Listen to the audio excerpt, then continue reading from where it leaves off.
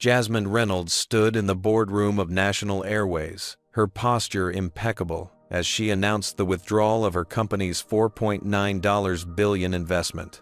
The airline executive's faces drained of color as recognition dawned she was the same woman their security had forcibly removed from first class 3 weeks ago.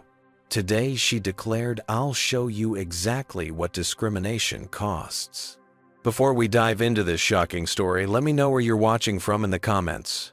Hit that like button and subscribe to hear more stories about powerful comebacks against discrimination. Now let's see how Jasmine Reynolds turned the tables on an entire airline. Jasmine Reynolds, 42, was the embodiment of success. As CEO of Tech Fusion Enterprises, a revolutionary tech company she built from the ground up, now valued at $17 billion. She had broken numerous barriers in Silicon Valley. Her company specialized in AI integration solutions that had transformed everything from healthcare to transportation. Jasmine had learned to navigate the corporate world as a Black woman facing and overcoming obstacles that would have crushed others. On that fateful Tuesday morning, she arrived at Atlanta's Hartsfield-Jackson International Airport 3 hours before her scheduled departure to New York. She was heading to meet with a group of potential international investors, a deal that could expand Tech Fusion's global reach significantly. The presentation she had prepared over the past month was loaded on her laptop, and she planned to review it one last time during the flight. National Airways was known as a premier carrier, which is why Jasmine had chosen them for her business travel for the past 5 years. She had top-tier status with the airline and always flew first class, finding the quiet environment conducive to preparation and the occasional necessary nap. Today was no different, as she checked in at the priority counter, where the attendant barely looked up as he processed her boarding pass. "Gate A23, Miss Reynolds. Boarding begins in 1 hour," he said, flatly sliding her documents across the counter. Jasmine nodded and proceeded through security, her rolling briefcase and designer handbag containing everything she needed. She wore a tailored navy suit, her natural hair styled in a sophisticated twist, and minimal jewelry, her usual professional appearance that had graced the covers of Forbes and Black Enterprise alike. After a quick coffee in the lounge, she headed to the gate, taking her place in the priority boarding line. When her zone was called, she walked confidently down the jet bridge and onto the aircraft, where a flight attendant named Megan Walsh glanced at her boarding pass. "First class is to your right," Megan said, her smile noticeably tighter than the one Jasmine had observed her giving to the white male passenger ahead of her. Jasmine found her window seat 3A and settled in. She had just placed her briefcase in the overhead bin when a white businessman in his 50s, Harold Cooper, arrived to claim the aisle seat beside her. Immediately, his body language shifted a subtle tensing, a sidelong glance that Jasmine had experienced countless times throughout her career. "Excuse me," he said stiffly, avoiding eye contact as he sat down and immediately spread his newspaper into a portion of her space. Jasmine shifted slightly toward the window, giving him a brief professional smile before turning her attention to her phone. She sent a few last emails before the required airplane mode would cut her communication.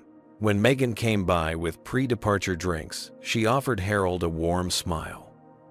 "Good morning, sir. What can I get for you today? Champagne, perhaps? Or orange juice?" "Scotch neat," Harold replied, receiving an immediate, "Coming right up." When Megan's eyes finally moved to Jasmine, the warmth vanished. Anything she asked curtly. "Water with lemon, please," Jasmine replied politely. "We'll see if we have lemon," Megan responded before walking away. When she returned with the drinks, Harold's scotch came with a small dish of premium nuts he hadn't requested. Jasmine's water came without lemon. As the cabin prepared for departure, Jasmine tried to place her briefcase under the seat, but found it difficult to maneuver in the limited space. She looked up, hoping to catch Megan's attention for assistance, but the flight attendant walked past her multiple times, helping other passengers with similar requests. Meanwhile, Harold had summoned Megan 3 times, once for a blanket, once to take his jacket, and once more for another scotch. Each request met with immediate cheerful service. While waiting for takeoff, Jasmine overheard a whispered conversation between Megan and another flight attendant, Kelly, who had glanced in her direction. Keeping an eye on her, Megan murmured, "Making sure she's not in the wrong seat." Kelly nodded. They always try to sneak up front. Jasmine pretended to be absorbed in her phone, her stomach tightening with the familiar knot of being otherized, despite her status, achievements, and rightful place in the cabin. She'd experienced this countless times at executive meetings, upscale stores, 5-star hotels, and apparently still on flights where she was a frequent premium passenger. Just before the captain announced final preparations for takeoff, Megan approached Jasmine again, this time with an unmistakable edge to her voice. "May I see your boarding pass again?" she demanded, despite having checked it upon entry. Jasmine reached into her handbag and produced the document without comment, maintaining her composure. Megan scrutinized it longer than necessary, her expression suggesting disappointment at finding no discrepancy. "Thank you," she said, finally returning the boarding pass before walking away without another word. The plane began to taxi, and Jasmine took a deep breath. She had a presentation to review and a major deal to close. She wouldn't let these small indignities derail her focus. As the aircraft accelerated down the runway, she had no idea that this routine flight was about to become a turning point, not just in her life, but in corporate America's approach to discrimination. Once the seatbelt sign turned off, Jasmine opened her laptop to review her presentation. She pulled up the slides detailing TechFusion's revolutionary new security protocol that would change how financial institutions protected customer data. The deal in New York could be worth billions if she nailed the pitch. Harold, having finished his second scotch, began spreading out even more, his elbow repeatedly nudging into her space. Each time, Jasmine shifted slightly toward the window, trying to maintain professional courtesy. When his knee deliberately pressed against hers under the shared armrest, she finally spoke up. "Excuse me, sir," she said politely. "Would you mind giving me a bit more space? I'm trying to prepare for an important meeting." Harold glanced at her screen, then gave a smirk. "Diversity hire, huh? What company lets the help make these kinds of presentations?" Jasmine stiffened but kept her voice even. "I'm the CEO and founder of TechFusion. This is my presentation because it's my company." Harold snorted. "Right. And I'm Warren Buffett." Rather than engage further, Jasmine inserted her earbuds and tried to focus on her work. She'd faced men like Harold throughout her career, men who couldn't conceive of a black woman holding power in spaces they considered their birthright. 30 minutes into the flight, Megan served drinks and snacks. Again, Harold received attentive service, while Jasmine's request for coffee was met with a curt "we'll get to you eventually." When the coffee finally came, it was lukewarm, and without the cream she'd requested. As Jasmine continued working, Harold's voice grew progressively louder as he conducted a business call despite the aircraft rules against it. He spoke over her head to another white passenger across the aisle about the problems with these diversity programs and how standards had fallen. Just as Jasmine was reviewing her financial projections, Harold reached for his drink and accidentally knocked it over. The liquid splashed directly onto her keyboard, causing her laptop to flicker. "Oh, clumsy me," he said with transparent insincerity. "These seats are just so cramped, aren't they? Not enough room for everyone." Jasmine grabbed napkins quickly, trying to save her computer and the work it contained. "This presentation is critical," she said, unable to completely mask her frustration. "Please, be more careful." Harold's face hardened. "Don't use that tone with me. It was an accident." As Jasmine dabbed at her computer trying to assess the damage, Harold pressed the call button. Within seconds, Megan appeared. "Is there a problem, sir?" she asked, completely ignoring Jasmine and the obvious spill. "This woman is being aggressive after I had a minor accident," Harold complained, his voice carrying to nearby passengers. "I don't feel comfortable." Megan immediately turned to Jasmine with a stern expression. "Ma'am, we need everyone to remain civil on this flight." "He deliberately spilled his drink on my laptop," Jasmine explained, gesturing to the obvious evidence. "I have an important presentation in New York, and now my equipment is damaged." "I'm sure it was just an accident," Megan dismissed. "Perhaps you should be more understanding."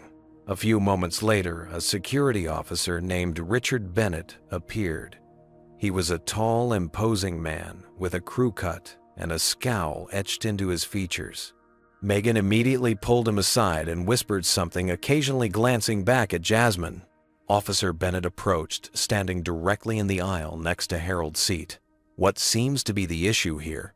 Before Jasmine could speak, Harold jumped in. "This woman is being belligerent after a simple accident. I'm just trying to enjoy my flight in peace." Bennett turned to Jasmine, his expression already decided. "Ma'am, we can't have disturbances in the first-class cabin. I'm going to need you to calm down." "I am perfectly calm," Jasmine replied evenly. "This man has been making racist comments, deliberately invaded my space, and damaged my property. I'm simply trying to work."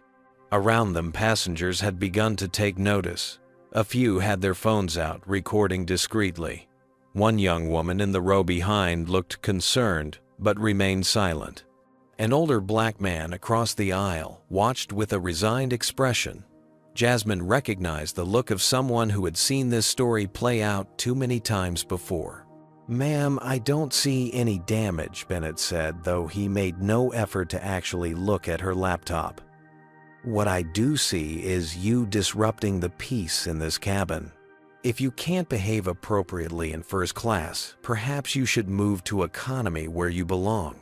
The implication was unmistakable, and a flush of anger and humiliation washed over Jasmine's face.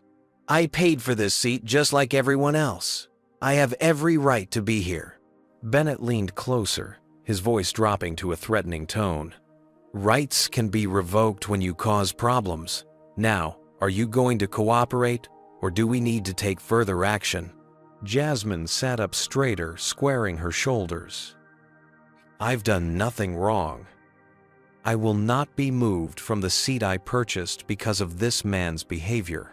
Bennett's face hardened as he reached forward, wrapping his fingers around Jasmine's arm, the first physical contact that crossed a critical line. "Take your hand off me," Jasmine said firmly, her voice not raised but carrying the unmistakable authority that had helped her navigate boardrooms for years. "You have no right to touch me." But Officer Bennett's grip only tightened his expression, communicating that this situation had just escalated beyond the point of reasonable resolution. "Stand up, ma'am Bennett," commanded, his fingers digging into Jasmine's arm. "You're coming with me." "I most certainly am not," Jasmine responded, her voice controlled, despite the adrenaline now coursing through her veins. "Take your hands off me immediately." Instead of complying, Bennett reached for his radio with his free hand. "I need backup in first-class seat 3A. Uncooperative passenger." Jasmine looked around the cabin, making deliberate eye contact with those recording the incident. "I want everyone to witness that I have done nothing wrong. This man spilled his drink on my laptop, has been making racist comments, and now I'm being physically assaulted by airline security." A murmur ran through the cabin. One brave passenger, a middle-aged white woman in 2C, spoke up. "She's right. I've been watching the whole time. She didn't do anything." Bennett shot the woman a warning look. "Ma'am, please don't interfere with security operations." Within minutes, 2 additional security officers, both white men in their 30s, arrived in the cabin, creating a wall of authority surrounding Jasmine's seat.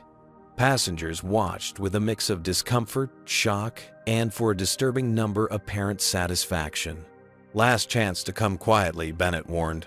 Jasmine reached into her handbag, causing all 3 officers to tense. but she simply pulled out her business card and ID. "My name is Jasmine Reynolds. I'm the CEO of Tech Fusion Enterprises.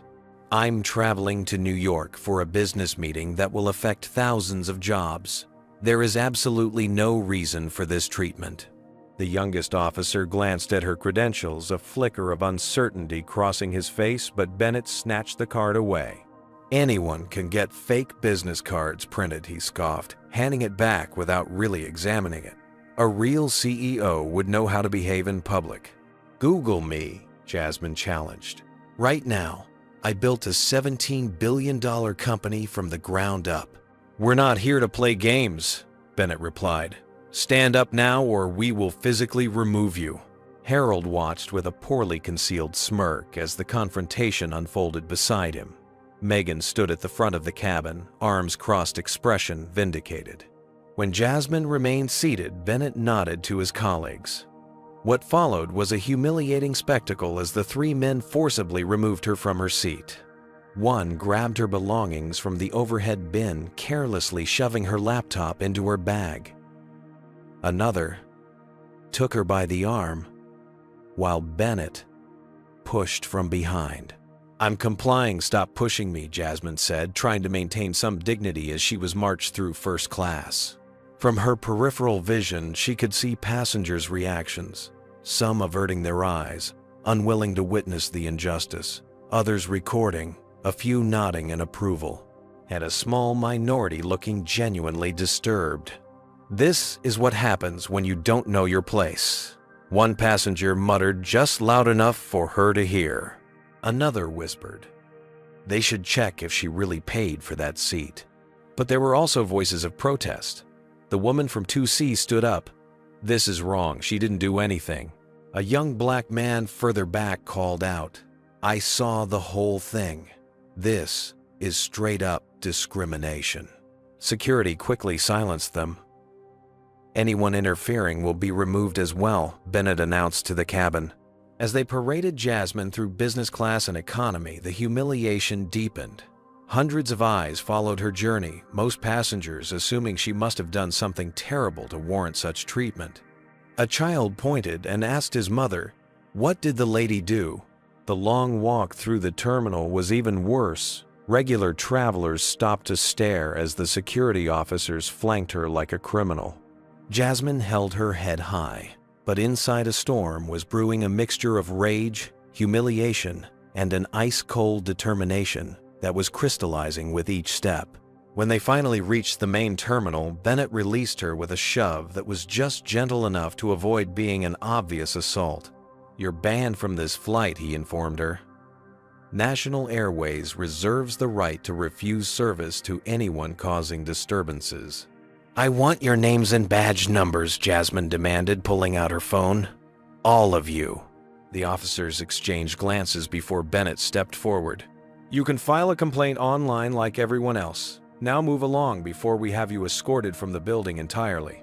With that, they turned and walked away, leaving Jasmine standing alone in the busy terminal, her carefully planned day in shambles. Her crucial meeting, now impossible to attend. For a moment, she allowed herself to feel the weight of what had just happened. Her hands trembled slightly, not with fear, but with a barely contained fury. Then, drawing on the same resilience that had carried her through countless boardrooms where she was the only black woman, she straightened her jacket, took a deep breath, and pulled out her phone. "Terrence," she said, when her executive assistant answered. "I need you to reschedule today's meeting and book me a hotel, then clear my calendar tomorrow. Something's happened, and we have work to do." As she ended the call, Jasmine looked back toward the gates, where flights continued to board without interruption, the machinery of air travel grinding on as if nothing had happened. But something had happened. Something that would have consequences far beyond what National Airways could possibly imagine. Jasmine sat in a private lounge she'd accessed through her executive travel membership, a glass of untouched water on the table before her. Her reflection in the window showed a woman composed on the surface, but her eyes betrayed the tempest within. The humiliation of being marched through the plane like a criminal still burned fresh. Her phone rang. Terrence Williams, her executive assistant of 5 years, calling back for details. "Jasmine, what happened?" "I've rescheduled the investor meeting for next week." But they weren't happy about it. She recounted the events in precise detail, her voice steady but tight. They did what Terrence's outrage exploded through the speaker. "That's blatant discrimination. We need to call the media right now." CNN would run this story tonight. Black female CEO dragged off a plane for existing while successful. "No," Jasmine replied firmly. "Not yet." "What do you mean, not yet?" "Those racists need to be exposed immediately." "Terrence, I've navigated these waters my entire career. Reactive outrage gives them control of the narrative. We'll respond, but strategically." She paused. "Call Diana." "I want legal counsel on this immediately." Within 30 minutes, Diana Foster, TechFusion's chief legal counsel, joined the call. Diana had been with Jasmine since the early days, a brilliant Harvard law graduate who had turned down multiple offers from prestigious firms to help build TechFusion. "This is textbook discrimination," Diana stated after hearing the full account. "We have multiple grounds for legal action: discrimination, assault, defamation, breach of contract." "Do you have the names of everyone involved?" "Only partial information," Jasmine admitted. "But there were numerous witnesses, and I'm certain people were recording." "We should issue a statement immediately," Diana suggested. "Get ahead of this before they spin it." Jasmine leaned back in her chair, memories flooding back. The venture capitalist who'd asked if she was the assistant during her first funding pitch. The executive who'd mistaken her for waitstaff at a gala honoring her own innovations. The countless times she'd been asked to prove her credentials in spaces where her white counterparts were presumed competent. "This isn't my first experience with discrimination," Jasmine said quietly, "but it will be the last I allow to happen without consequences." Her phone pinged with an email notification from National Airways, a generic apology claiming they were investigating the incident and offering 1,000 bonus miles as a goodwill gesture. 10,000 miles, Jasmine said with a hollow laugh. "Apparently that's the price of my dignity." While Diana outlined potential legal approaches, Jasmine opened her laptop, thankfully still functional despite the spilled drink, and began researching. Not about discrimination cases or public relations strategies, but about National Airways itself, their corporate structure, their leadership, their financial standing. An hour into her research, she discovered something that made her sit up straight. "Diana, I need to call you back," she said, interrupting the lawyer's explanation of precedent cases. "I just found something interesting." After ending the call, Jasmine dug deeper, following a complex trail of investment vehicles and pension fund allocations.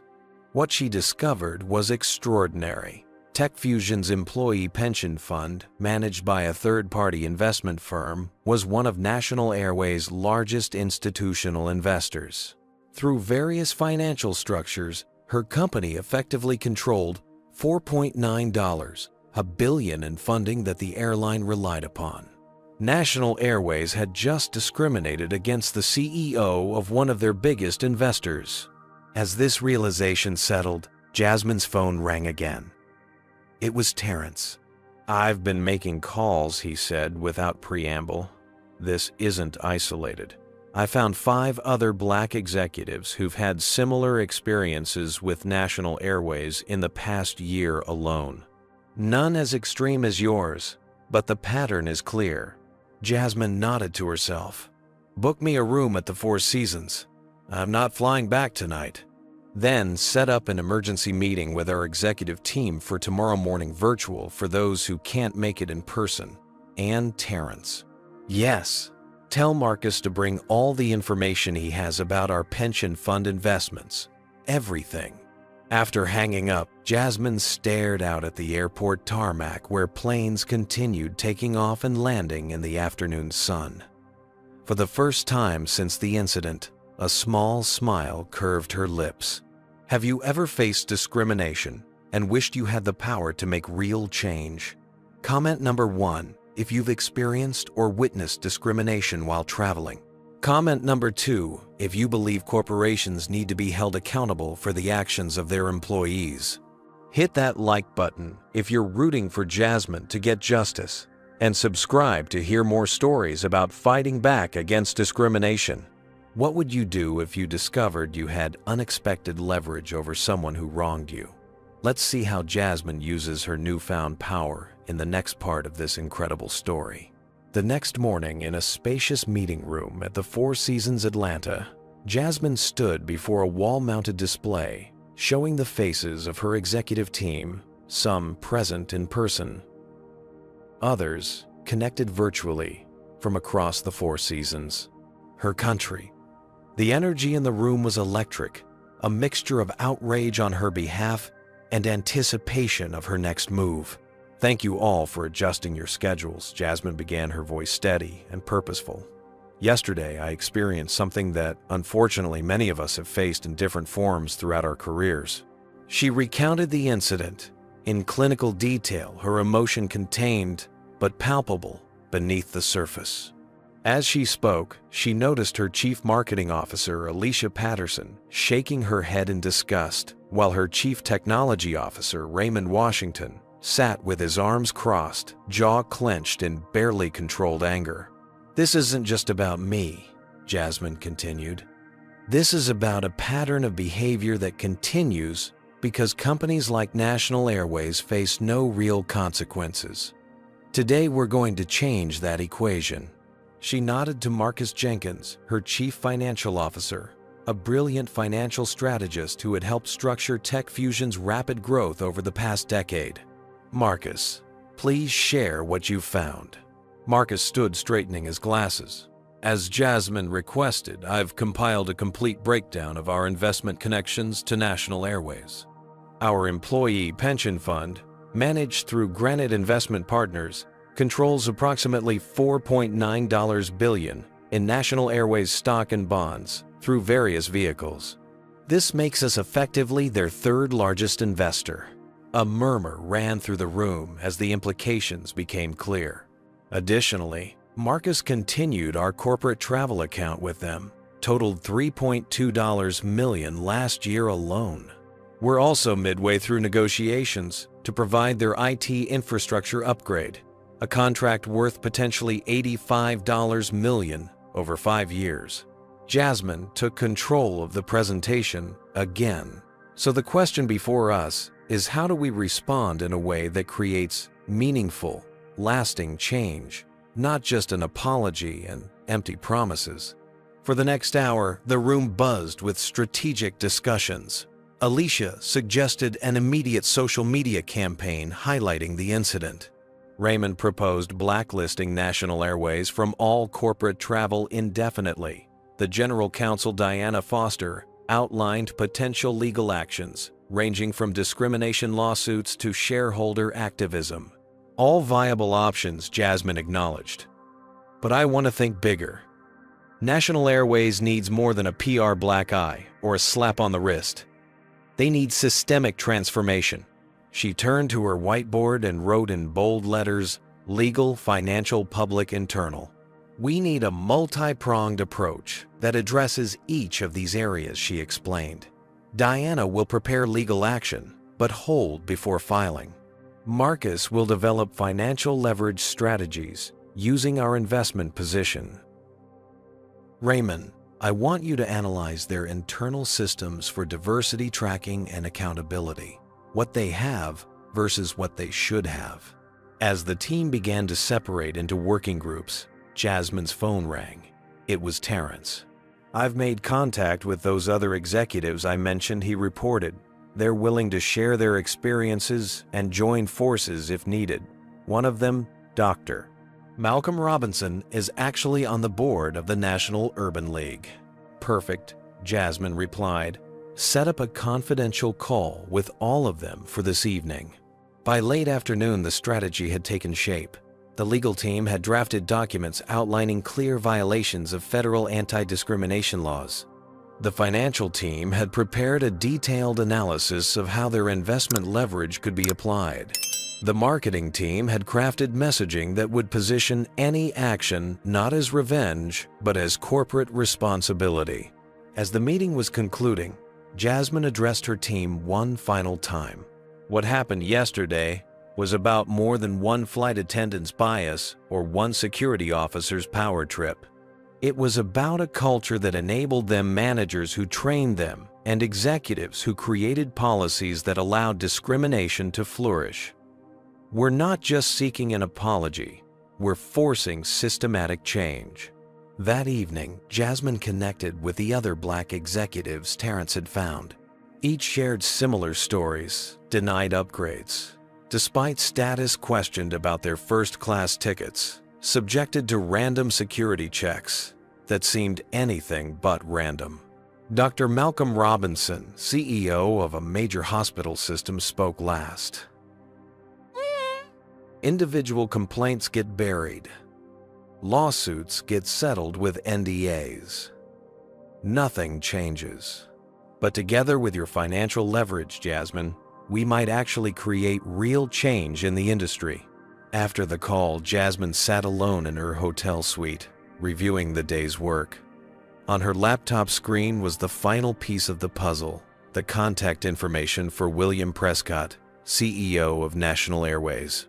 Tomorrow, she would make the call that would set everything in motion. But tonight she allowed herself a moment of reflection, remembering her grandmother's words when she'd faced discrimination as a child. Don't just get angry, get strategic. Your success will be the sweetest revenge. With that thought, she closed her laptop and prepared for the battle ahead. At National Airways headquarters in Dallas, CEO William Prescott leaned back in his leather chair, half listening, as his executive team discussed the incident from the previous day. The morning light streamed through floor-to-ceiling windows overlooking the airport, where dozens of planes bearing the company's logo took off and landed in a carefully choreographed dance. The situation was handled according to protocol, insisted Spencer Morgan, head of security operations, a former military man with a rigid demeanor. The passenger was uncooperative and creating a disturbance. Did anyone actually verify who she was? Asked Melissa Chen, the recently appointed Chief Diversity Officer, a position created mainly for appearances after last year's discrimination lawsuit. Spencer waved his hand dismissively. Anyone can claim to be a CEO. Our officers are trained to maintain order, not check LinkedIn profiles. William finally spoke his tone, making it clear he considered this a minor issue. What's the damage control look like, Sarah? Sarah Thompson, the airline's PR director for the past 15 years, consulted her tablet. Standard procedure. We've issued the automatic apology email with bonus miles. If she escalates through customer service, we can offer a voucher for a future flight. Nothing about this has hit social media yet, so I think we're in the clear. Good. William nodded. Last thing we need is another viral video. Remember that doctor we had dragged off in Chicago stock dropped 15% in 2 days? Actually, Melissa interjected, I've reviewed the preliminary report and I'm concerned. The passenger was in her assigned seat, had proper documentation, and according to initial statements, the disturbance was initiated by another passenger. William's expression hardened. We're not here to debate every removal. Our security team made a call, and we back our people. End of discussion. As the meeting continued, the executive team reviewed security footage from the incident. The black and white video showed the confrontation from multiple angles, though conveniently the audio was missing. See, she's clearly arguing with the officer, Spencer pointed out as the footage showed Jasmine speaking to Bennett. She's sitting calmly in her seat, Melissa countered, and it appears the officer grabbed her first, not the other way around. Sarah shifted uncomfortably. We might want to consider a more substantive response than just miles. If this does get out, it won't, William interrupted. How many of these incidents happen every month? Dozens. They all go the same way. Customer complains. We offer compensation. They take it or leave it. Life goes on. He closed the folder containing the incident report. Offer her a first-class round-trip voucher if she formally complains. That should be sufficient. After the meeting dispersed, Jessica Martinez, a mid-level HR manager who had been taking notes during the discussion, remained troubled. For 3 years, she had been tracking patterns of complaints regarding discriminatory treatment, creating spreadsheets and documentation that painted a disturbing picture. Complaints from passengers of color were handled differently than those from white passengers, taking longer to resolve, receiving less compensation, and facing more scrutiny about their veracity. Jessica had raised these concerns through proper channels multiple times, only to have them buried or dismissed as statistically insignificant. Now, watching the executive team's cavalier response to what appeared to be a clear-cut case of discrimination, something inside her snapped. Back at her desk, she researched Jasmine Reynolds and Tech Fusion Enterprises, confirming what Melissa had suspected: this was indeed a major CEO, not someone making false claims. The injustice of the situation, combined with dozens of similar cases she had documented, compelled her to take an unprecedented step. That afternoon, Jessica used an encrypted email service to send a message to the contact information listed on Tech Fusion's website.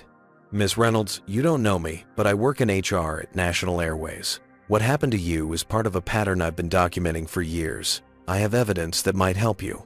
This isn't right, and I can't stay silent anymore.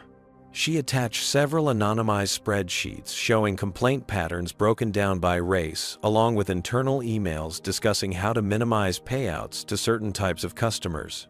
After clicking send, Jessica felt both terror and relief. Whatever happened next, she had finally acted according to her conscience. Meanwhile, in another part of the building, National Airways Chief Financial Officer Patrick Reynolds, no relation to Jasmine, was reviewing unusual activity in their investor relations dashboard. Several large institutional investors had made inquiries about the company's diversity policies and incident response protocols within the past 24 hours. Additionally, there had been some movement in their stock, nothing dramatic, but unusual patterns that suggested coordinated activity. "Get me a breakdown of who's behind these inquiries," he instructed his assistant, and set up a call with Granite Investment Partners. They're suddenly asking a lot of questions. By late afternoon, William Prescott was no longer dismissing the incident so casually. Patrick had briefed him on the unusual investor activity, and the legal department had reported receiving an inquiry from a prominent civil rights attorney about their security protocols and training procedures. "It could be coincidence," Sarah suggested without much conviction. "Or it could be that we remove someone with actual influence," Patrick countered. "The timing is suspicious." William's assistant interrupted with a message. "Sir, Tech Fusion Enterprises is on line 1. Their CEO, Jasmine Reynolds, is asking to speak with you directly." The room fell silent as the executives exchanged glances. "Put her through," William said, reaching for the speakerphone button. His casual dismissal from earlier, now replaced with growing concern. While National Airways executives were just beginning to grasp the potential ramifications of their actions, Jasmine was methodically preparing for what would become the most significant confrontation of her career. In her temporary command center at the Four Seasons, she had assembled an elite team. Diana Foster was coordinating with 3 external law firms specializing in discrimination cases. Marcus Jenkins was on continuous calls with financial analysts, mapping out the complex web of investments that connected Tech Fusion to National Airways. Alicia Patterson had prepared media packages ready to deploy on a moment's notice, with contacts at major networks already on alert. "Their CEO seemed surprised to hear from me," Jasmine told her team after the brief call with William Prescott. "He's agreed to a meeting tomorrow morning. They're sending a private jet." "A private jet?" Raymond raised an eyebrow. "They're already trying to impress you."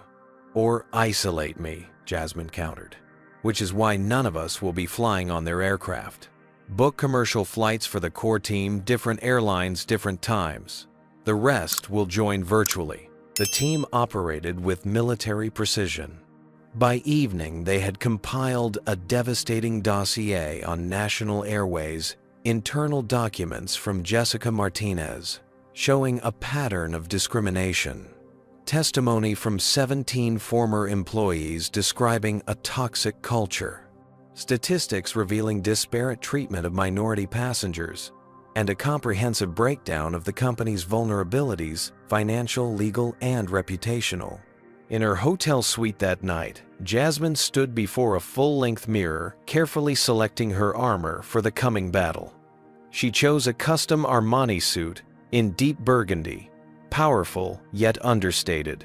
Her natural hair would be worn in an elegant updo, her accessories minimal but expensive. Every detail was calculated to project the authority that had been so casually dismissed on that plane. Your car's confirmed for 7 a.m. Terrence reported, bringing her a final revised strategy document. The team will arrive at various times throughout the morning as planned. And the presentation, Jasmine asked, loaded on multiple devices, backed up to our secure server, and printed in hard copy just in case. Jasmine nodded, reviewing the material one last time. The presentation was a masterpiece of corporate strategy, beginning with irrefutable evidence of discrimination, followed by a devastating analysis of the financial and legal consequences National Airways would face, and concluding with a comprehensive reform package that would transform the company's culture from the inside out. "What about Jessica Martinez?" Jasmine asked. "Is she protected?" Diana nodded. "We've arranged top-tier whistleblower protection legal counsel for her, paid anonymously through our foundation. She won't lose everything for doing the right thing." Throughout the evening, Jasmine received calls of support from the network of Black executives she had contacted. Many had experienced similar treatment from various companies over the years, but had never possessed the leverage to force meaningful change. "You're fighting for all of us," Dr. Malcolm Robinson told her. "This isn't just about one incident on one flight. It's about changing the calculation these companies make when they allow discrimination to flourish." As midnight approached, Jasmine received an unexpected call from her grandmother, Eloise, now 92 years old, and still sharp as ever. "I saw that look in your eye during our video call earlier," Eloise said. "Same look you had when you told me you were starting your own company instead of taking that safe job. You're about to do something big." Jasmine smiled, feeling a momentary release of tension. They picked the wrong Black woman to mess with Grandma. Eloise responded with a chuckle. "They always do. Just remember what I taught you. In these rooms full of powerful men, your greatest weapon isn't anger, it's clarity. Be so clear and so right that they have nowhere to hide." After the call, Jasmine practiced her presentation one final time. She wouldn't be using slides or notes tomorrow. Every figure, every fact, every legal precedent would be delivered from memory, maintaining unbroken eye contact with the executives who had allowed this culture of discrimination to flourish under their watch. As she finally prepared for bed, her phone pinged with an encrypted message from Jessica Martinez. "They're scrambling. Emergency executive meeting lasted until 11 p.m. They've asked legal to prepare multiple scenarios for tomorrow. Good luck." Jasmine smiled. National Airways was preparing for a negotiation, perhaps even expecting a confrontation. What they didn't realize was that she wasn't coming to negotiate, she was coming to transform. Morning came quickly. As Jasmine's car navigated through Atlanta's early traffic toward National Airways regional headquarters, she watched the city wake up around her. Service workers, catching buses, executives in luxury cars, families starting their day, each person carrying their own experiences of how America treated them based on the color of their skin. Today wouldn't fix everything. One company changing its ways wouldn't erase centuries of discrimination. But it would be a start, a clear message that in the corporate world, At least there could be real consequences for treating people differently based on race. As the imposing glass tower of National Airways Atlanta Operations Center came into view, Jasmine took a deep breath, channeling the strength of every person who had faced discrimination without the power to fight back. "We're here, Miss Reynolds," her driver announced. "Thank you," she replied, gathering her briefcase. As she stepped out of the car, heads turned among the employees entering the building. A few whispers, some pointed fingers, word had clearly spread about who was visiting today. Jasmine walked through the revolving doors with perfect posture, her expression calm but determined. At the security desk, the guard checked her ID with unusual thoroughness. "Miss Reynolds for the 9 a.m. with Mr. Prescott," she stated simply. "Yes, ma'am," the guard replied, visibly nervous. "They're, expecting you on the executive floor, 40th floor. The express elevator is to your right." As Jasmine waited for the elevator, she noticed her reflection in the polished doors. A powerful black woman standing tall in a space built by and for people who had never expected someone like her to wield real power. The elevator arrived with a soft chime. As she stepped inside and the doors closed, Jasmine allowed herself one final moment of private emotion, a small smile of grim determination before her face returned to the composed mask of corporate warfare. The elevator ascended rapidly, each floor bringing her closer to a confrontation that would shake National Airways to its core. By the time it reached the 40th floor, Jasmine Reynolds was ready, not just to seek justice for herself, but to create lasting change in an industry that had operated with impunity for far too long. The doors slid open to reveal a reception area where several anxious-looking executives awaited her arrival. Their expressions told her everything she needed to know. They were finally beginning to understand the gravity of their situation. The National Airways boardroom projected power and prestige. Floor-to-ceiling windows offered a panoramic view of Atlanta's skyline and the airport beyond, where the company's planes took off and landed in an endless cycle of profit. The massive mahogany table gleamed under recessed lighting, surrounded by 20 high-backed leather chairs currently occupied by the airline's top executives. They had arranged themselves strategically, William Prescott at the head of the table, flanked by his CFO Patrick Reynolds and legal counsel Gregory Thompson. Security head Spencer Morgan sat slightly apart, his posture defensive. Melissa Chen, the diversity officer, had been positioned near the middle of the table, clearly an afterthought in their strategy. When Jasmine entered, the conversation stopped abruptly.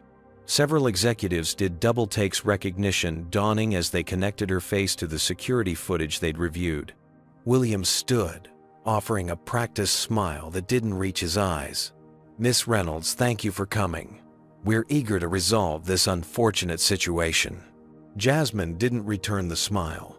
Her team filed in behind her, Diana, Marcus, and Alicia, taking positions along the wall, while Terrence set up a secure laptop connection for the virtual participants. "Before we begin," William continued, "I want to personally apologize for any inconvenience you experienced on our flight. We pride ourselves on customer service, and clearly we fell short in this instance." "Inconvenience," Jasmine repeated, letting the word hang in the air. "Is that what you call having security drag a paying customer off a flight for being black in first class?" William's smile faltered. "Now, Miss Reynolds, I don't think that characterization is quite—" "My name," she interrupted, "is Jasmine Reynolds. I'm the founder and CEO of Tech Fusion Enterprises, a $17 billion company that employs over 5,000 people.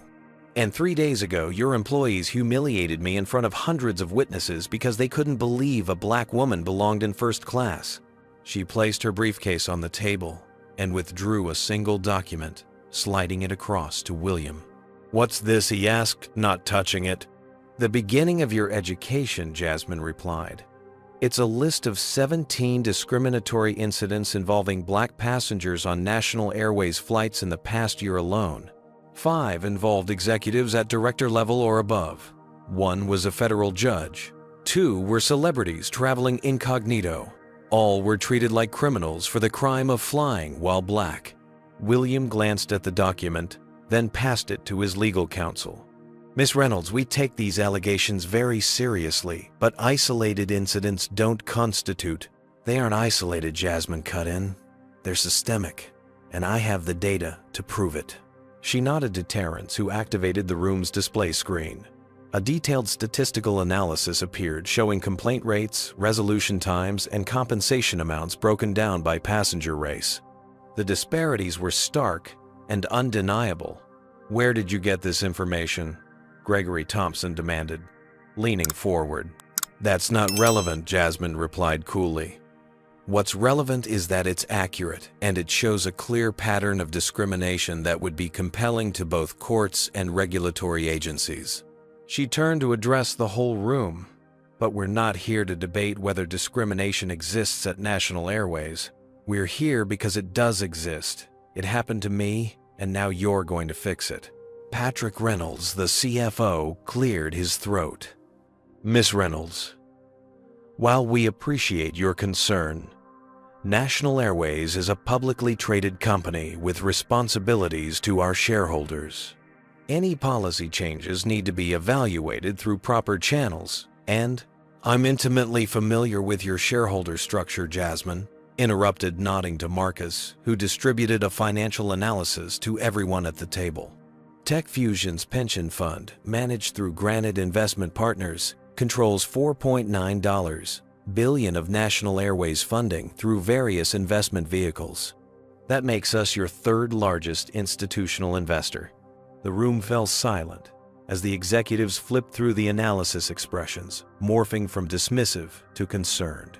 Additionally, Jasmine continued, our pending IT infrastructure contract worth $85 million is now on hold, and our annual corporate travel account of $3.2 million will be directed elsewhere unless significant changes occur. William's face had lost its practiced corporate calm. Are you threatening us, Miss Reynolds? I'm informing you of business decisions being made based on your company's demonstrated values, Jasmine replied evenly. Values that were made abundantly clear when your employees felt empowered to humiliate a black woman executive without fear of consequences. She walked slowly around the table, making eye contact with each executive. Here's what's going to happen. First, a public apology naming the specific employees involved and acknowledging the discriminatory nature of the incident. Second, the termination of those employees, not reassignment, not retraining, termination. Third, implementation of a comprehensive anti-bias program with measurable outcomes tied to executive compensation. William started to object, but Jasmine raised her hand, silencing him. I'm not finished. Fourth, the establishment of a $50 million fund to compensate victims of discrimination on your airline and support organizations fighting for transportation equity. Fifth, quarterly diversity audits conducted by an independent third party with results published publicly. And sixth, the addition of 2 board seats specifically designated for diversity advocates with binding input on policy decisions. She returned to her original position, standing tall at the opposite end of the table from William. You have 24 hours to agree to these terms. After that, I will simultaneously file a discrimination lawsuit with 17 co-plaintiffs, direct our pension fund to divest all holdings in National Airways. Launch a national media campaign detailing your discriminatory practices, and release internal documents showing your executives were aware of these issues and chose to ignore them. Gregory Thompson, the legal counsel, leaned toward William. We should discuss this privately. There's nothing to discuss, William countered, his face flushed with anger. Miss Reynolds, while we regret your experience, these demands are completely unreasonable. National Airways cannot be strong-armed by one disgruntled passenger, regardless of their financial connections. Jasmine smiled for the first time since entering the room, a small, knowing smile that sent a visible chill through the executives. I expected you might say that, she replied, nodding again to Terrence, who displayed a new document on the screen. An email chain between William and Spencer, discussing how to minimize payouts to the diversity complaints and avoid making any admissions that could be used against us. William's face drained of color. Where did you get that? Those are private communications. A conscience is a powerful thing, Mr. Prescott. It seems not everyone in your organization is comfortable with institutionalized racism. Jessica Martinez, sitting in a back corner taking notes, kept her expression neutral, but her hands trembled slightly. 24 hours, Jasmine repeated, gathering her materials. My team will provide the detailed requirements to your legal department this afternoon. I suggest you use your time wisely. As she turned to leave, William found his voice again. This is extortion. Jasmine paused at the door, turning back to face the table of executives. No, Mr. Prescott. This is accountability. For too long, companies like yours have calculated that discrimination costs less than equity. I'm simply changing the math. With that, she walked out, her team following behind, leaving the boardroom in stunned silence. 1 year later, Jasmine Reynolds stood in front of the National Press Club in Washington, D.C., the flashbulbs of cameras illuminating her confident smile. Behind her on stage sat an unlikely alliance: William Prescott of National Airways, Dr. Malcolm Robinson of the National Urban League, Jessica Martinez, now heading National Airways Office of Inclusion, and representatives from 5 other major airlines. Today marks the 1-year anniversary of the Airline Equity Accord. Jasmine began, her voice carrying through the packed room. What began as a personal experience of discrimination has transformed into an industry-wide commitment to equitable treatment for all passengers. The journey to this moment had begun with the explosive news coverage following National Airways' public apology. The story had dominated headlines for weeks. Black CEO pulls $4, 9B, investment after discrimination, National Airways admits systemic bias, corporate America's reckoning with racism. After Jasmine's ultimatum, the National Airways Board had convened an emergency meeting that lasted through the night. By morning, they had accepted all 6 of her demands, recognizing that the alternative would likely lead to the company's collapse. The public apology had been unprecedented in its directness. William Prescott, looking uncomfortable but resigned, had stated plainly, "National Airways acknowledges that Ms. Reynolds was subjected to discriminatory treatment based on racial bias. We take full responsibility for the actions of our employees and the culture that enabled such behavior." Megan Walsh, Richard Bennett, and several supervisors had been terminated within 48 hours. The news had sent shockwaves through the industry. For the first time, there were real public consequences for discrimination that companies could not hide behind confidential settlements. The $50 million equity fund had been established, with an independent board already providing compensation to hundreds of passengers who had experienced similar treatment, and supporting grassroots organizations focused on transportation equity. But the most significant change had come in the form of the Airline Equity Accord, a voluntary industry standard initiated by National Airways and now adopted by 78% of domestic carriers. The accord established common training protocols, reporting mechanisms, and transparency requirements designed to root out discriminatory practices. The data speaks for itself, Jasmine continued in her address, gesturing to the screen behind her. Discriminatory incidents have declined by 63% across participating airlines. Complaint resolution times have equalized across demographic groups. Employee satisfaction scores have increased, particularly among staff of color.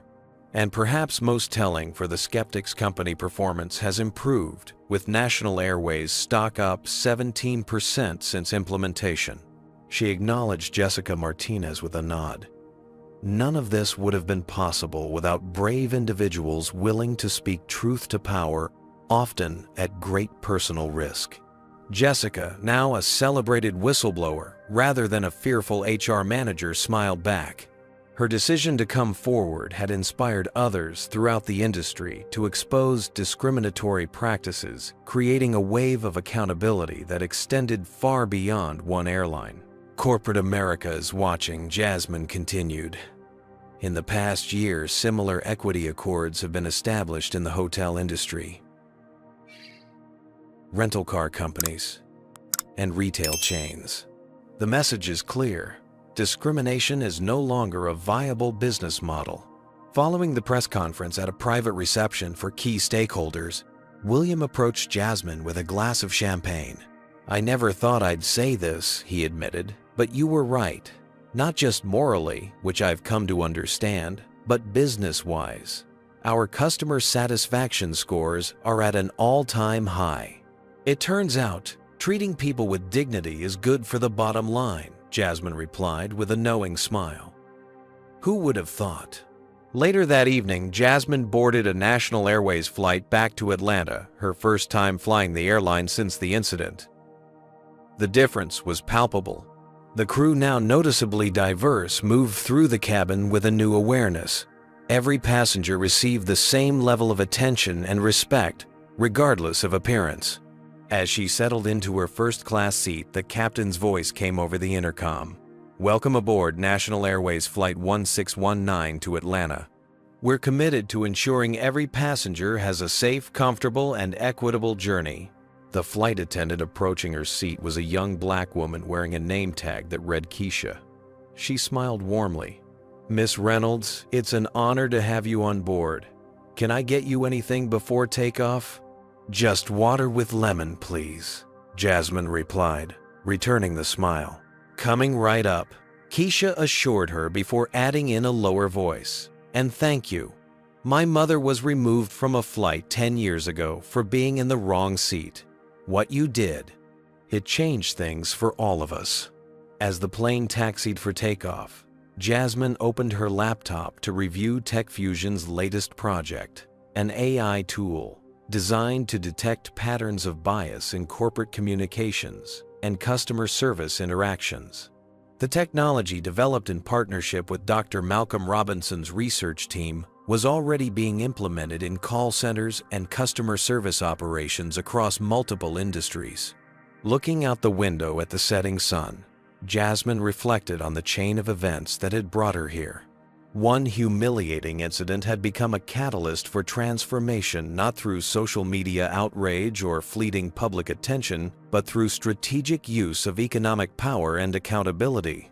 As the plane accelerated down the runway, Jasmine thought about her grandmother's words, "Your greatest weapon isn't anger, it's clarity." That clarity had changed not just one company, but an entire industry.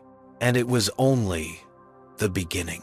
Jasmine Reynolds' journey teaches us that true change requires more than just moral outrage. It demands strategic action backed by leverage. When facing discrimination, the most powerful response isn't simply walking away or venting on social media, but methodically using available resources to transform broken systems. Her story demonstrates that individual incidents of racism aren't isolated. They're symptoms of institutional failures that flourish when consequences are minimal. By changing the financial equation, Jasmine forced an entire industry to recognize that discrimination is not just morally wrong, but economically unsustainable. The story also highlights the crucial role of allies and whistleblowers, like Jessica Martinez, who risked their careers to expose injustice. It reminds us that accountability can come from unexpected places. Sometimes, the very structures that enable discrimination can be repurposed to dismantle it. Most importantly, Jasmine's approach shows that lasting change happens not through quick fixes or temporary outrage, but through systemic reform with measurable outcomes and ongoing vigilance. Have you ever witnessed discrimination that went unchallenged because the person targeted lacked power or resources? What industries do you think still need this kind of accountability revolution? Share your experiences in the comments. You believe in the power of strategic action against discrimination? Hit that like button, subscribe to our channel, and share this story with someone who needs to hear it. Thank you for watching.